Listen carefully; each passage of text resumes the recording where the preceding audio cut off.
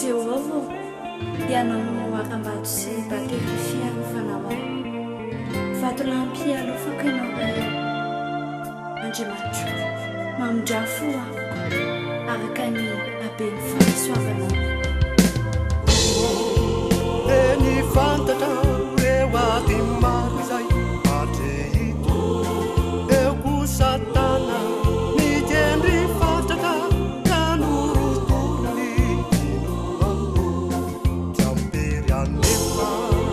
anoerana eo ady maro izay atramito tomponewa ny fahasoavana tasony mahia eo amina